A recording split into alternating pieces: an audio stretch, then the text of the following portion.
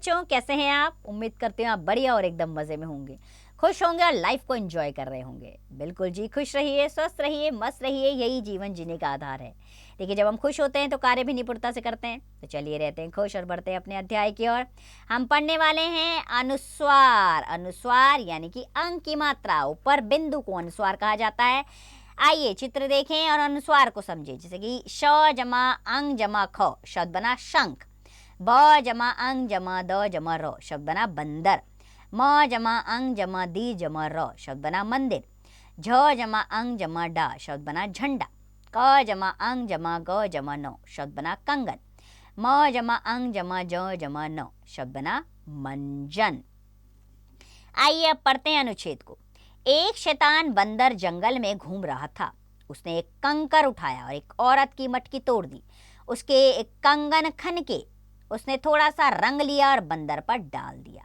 देखिए, यहाँ पर कई शब्द हैं जिनमें अंग की मात्रा का प्रयोग हुआ है, अंग का प्रयोग हुआ है। जैसे बंदर, जंगल में, कंकर, कंगन, रंग, बंदर, इनमें अंग की का प्रयोग हुआ है, यानी कि अनुस्वार का प्रयोग हुआ है, पर बिंदु आया है। आइए गाइए। रंग बिरंगी उड़ी पतंग, सारे सखा खेले संग, इतने ऊपर तक लहराई, देखकर सभी हो गए दंग। तो यहाँ पर रंग बिरंगी पतंग, खेले, संग, दंग, इन सब में अंग का प्रयोग हुआ है, यानी कि अनुस्वार का प्रयोग हुआ है। तो आप उच्चारण करिए, यानी कि अंग का उच्चारण नाक से होता है। ठीक है, तो जहाँ उच्चारण नाक पर ठहरे वहाँ पर अंग का प्रयोग करना है। आइए अभ्यास प्रश्नों पर आते हैं। पहला प्रश्न, उचित वर्ण पर अनुस्वार लगाइए। अडा, अडा में अ के ऊपर अंग की मात्रा लगाएंगे तो अंडा बन जाएगा, नौ पर ठहरेगा अंग। इसी प्रकार बाकी जगह पर भी अनुस्वार लगाइए और सही शब्द बनाइए। दूसरा प्रश्न, निम्नलिखित प्रश्नों के उत्तर लिखिए।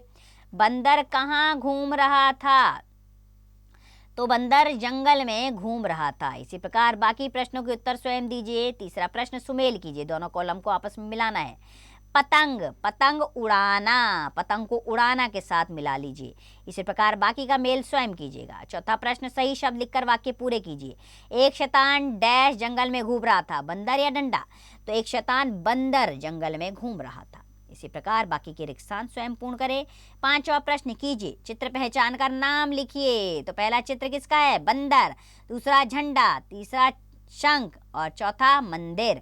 तो बस मैंने तो पहचान लिए हैं और इनके शब्द भी बता दिए हैं। अब लिखने का कार्य आपका है। ठीक है, अनुस्वार का प्रयोग सही जगह पर कीजिए और उच्चारण के साथ, बाकी कोई दिक्कत नहीं आएगी। तो खुश रहिए, स्वस्थ रहिए, मस्त रहिए और इसका अभ्यास करते रहिए।